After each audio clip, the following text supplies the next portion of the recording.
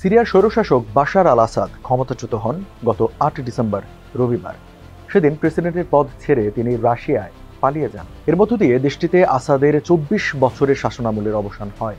সেই সঙ্গে সমাপ্তি ঘটে আসাদ পরিবারের টানা ৫৩ বছরের শাসনের। সিরিয়া এখন বিদ্রোহী যোদ্ধাদের নিয়ন্ত্রণে। তাদের নেতৃত্ব দিচ্ছে হায়াত তাহরির আল শাম নামের একটি গোষ্ঠী। যে ঝোড়ো গতিতে প্রেসিডেন্ট বাশার আল আসাদকে ক্ষমতা থেকে নামানো হয়েছে, সেই একই গতিতে তারা রাষ্ট্রযন্ত্রের উপর নিয়ন্ত্রণ প্রতিষ্ঠার চেষ্টা করছে। দেশটিতে এরই মধ্যে গঠন করা হয়েছে অন্তর্বর্তী সরকার।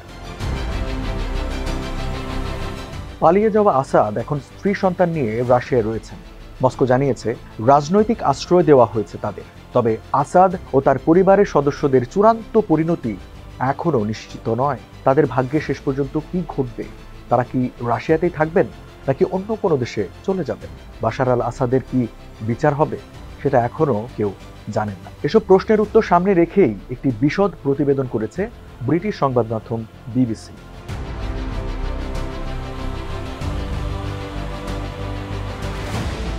বাশার আল আসাদের দীর্ঘদিনের ঘনিষ্ঠ মিত্র রাশিয়া। বিশেষ করে ১৩ বছর আগে সিরিয়ায় গৃহযুদ্ধ শুরুর পর থেকে দামেস্ক মস্কো সম্পর্ক আরও জোরদার হয়। সিরিয়ার মাটিতে রাশিয়ার দুটি গুরুত্বপূর্ণ সামরিক ঘাঁটিও রয়েছে। লন্ডন ভিত্তিক পর্যবেক্ষক সংগঠন Syrian observatory for human rights জানিয়েছে, সিরিয়ার ভূখণ্ডে রাশিয়ার বিমান হামলায় গত ৯ বছরে ২১,০০০-এর বেশি মানুষ নিহত হয়েছেন। তাদের মধ্যে ৮,৭০০ জনই বেসামরিক নাগরিক। গত নভেম্বরের শেষ দিক থেকে বিদ্রোহীরা সিরিয়ার কয়েকটি শহরে একের পর এক নিয়ন্ত্রণ প্রতিষ্ঠা করে। তারা ঝোড়ো গতিতে এগিয়ে আসতে থাকেন রাজধানী দামেস্কের দিকে। এ পরিস্থিতিতে রাশিয়া কেন আগের মতো বাশার আল আসাদের পাশে থাকলো না, তাকে রক্ষা করলো না, এ প্রশ্ন দেখা দিয়েছে। বিশ্লেষকদের অনেকের মতে ইউক্রেনে যুদ্ধ করতে করতে রাশিয়া হয়তো কিংকর্তব্য বিমূঢ় হয়ে পড়েছিল, কিংবা আসাদকে সহায়তা করার জন্য মস্কো হয় আগ্রহী ছিল না, নয় পরিবর্তিত পরিস্থিতিতে রুশ প্রশাসনের সক্ষমতা ছিল না।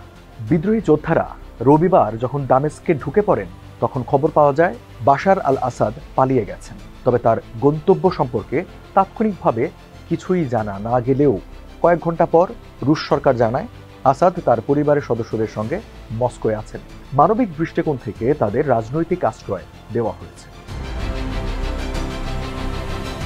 এর পরদিন সোমবার ক্রেমলিনের মুখপাত্র দিমিত্রি পেসকভের কাছে সাংবাদিকেরা আসাদের পালিয়ে আসা এবং রাজনৈতিক আশ্রয়ের বিষয়ে রুশ প্রেসিডেন্ট ভ্লাদিমির পুতিনের অবস্থান সম্পর্কে জানতে চান। জবাবে পেসকভ বলেন, অবশ্যই এমন একটি সিদ্ধান্ত রাষ্ট্রপ্রধানকে না জানিয়ে সম্ভব নয়, এটা তারই সিদ্ধান্ত।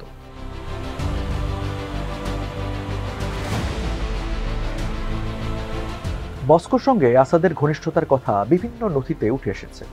২০১৯ সালে ফিনান্সিয়াল টাইমসের এক অনুসন্ধানী প্রতিবেদনে বলা হয়, মস্কোয় আসাদের স্বজনদের অন্তত ১৮টি বিলাসবহুল অ্যাপার্টমেন্ট রয়েছে।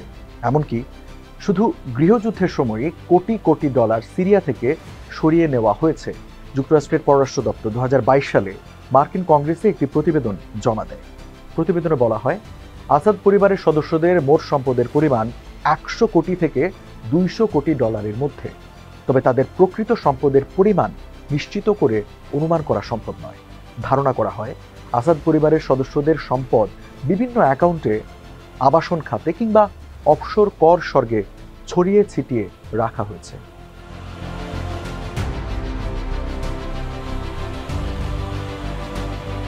বাশার আল আসাদের স্ত্রীর নাম আসমা আসাদ। তিনি যুক্তরাজ্য ও সিরিয়ার যৌথ নাগরিক। পশ্চিম লন্ডনে একটি সিরীয় পরিবারে আসমার জন্ম এবং সেখানেই বেড়ে ওঠা। আসমা পেশায় বিনিয়োগ ব্যাংকার ছিলেন। এর আগে লন্ডনে পড়াশোনা করেন।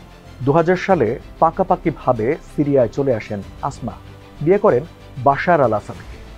ওই বছরই বাবা হাফিজ আল আসাদের মৃত্যুতে বাশার আল আসাদ সিরিয়ার প্রেসিডেন্ট হন।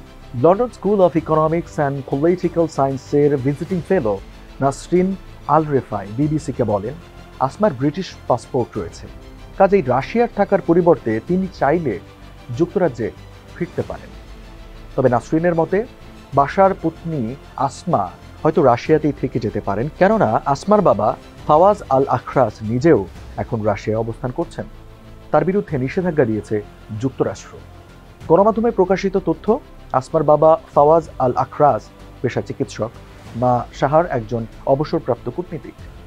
মেয়ে আর মেয়ের পরিবারের পাশে থাকতে তারা মস্কোয় থাকতে আগ্রহী।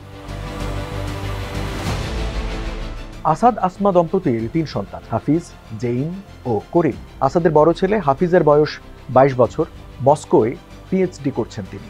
2020 সালে তৎকালীন মার্কিন পররাষ্ট্রমন্ত্রী মাইক পম্পেও অভিযোগ করেছিলেন স্বামী বাশার আল আসাদ ও পরিবারের অন্য সদস্যদের সহায়তায় ফার্স্ট লেডি আসমা সিরিয়ার সবচেয়ে কুখ্যাত যুদ্ধ মুনাফাখোরদের একজন হয়ে উঠেছিলেন। ওই প্রতিবেদনে বলা হয়, সিরিয়ার অন্যতম অর্থনৈতিক খেলোয়াড়দের সঙ্গে ঘনিষ্ঠ পৃষ্ঠপোষকতার সম্পর্ক বজায় রেখে চলতেন আসাদ ও আসমা। ওই ব্যক্তিদের প্রতিষ্ঠানগুলোর মাধ্যমে দেশের বাইরে অর্থ পাচার করতেন এই দম্পতি।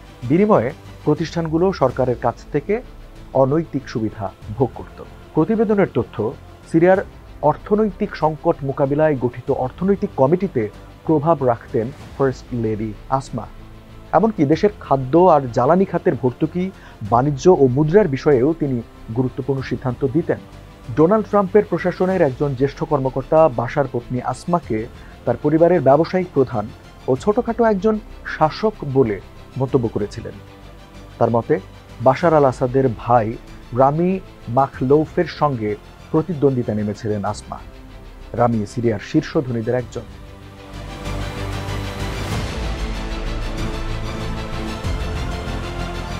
সিরিয়ায় আসাদ সরকারের পতনের পর আন্তর্জাতিক মানবাধিকার সংস্থা অ্যামনেস্টি ইন্টারন্যাশনালের মহাসচিব অ্যাগনেস ক্যালাবার্ড বলেন, সিরিয়ার মানুষ ভয়ানক মানবাধিকার লঙ্ঘন ও অবর্ণনীয় মানবিক দুর্ভোগের শিকার হয়েছেন।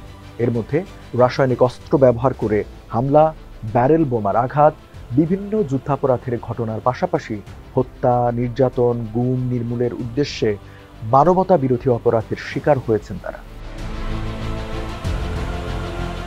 বাশার আল আসাদের শাসনামলের গুরুতর মানবাধিকার লঙ্ঘন ও আন্তর্জাতিক আইনের লঙ্ঘনের ঘটনার যথাযথ তদন্ত এবং দোষী ব্যক্তিদের বিচার নিশ্চিত করতে আন্তর্জাতিক সম্প্রদায়ের প্রতি আহ্বান জানিয়েছেন অ্যামনেস্টি ইন্টারন্যাশনালের মহাসচিব।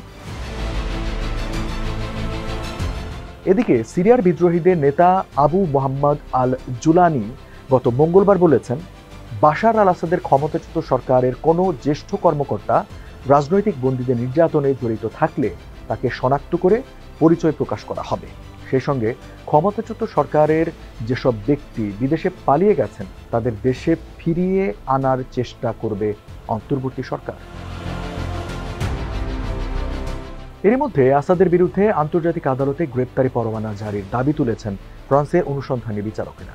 তাদের অভিযোগ, সিরিয়ার ক্ষমতাচ্যুত এ নেতা নিজ দেশের মানুষের ওপর যুদ্ধাপরাধ আর মানবতা বিরোধী অপরাধ ঘটিয়েছেন।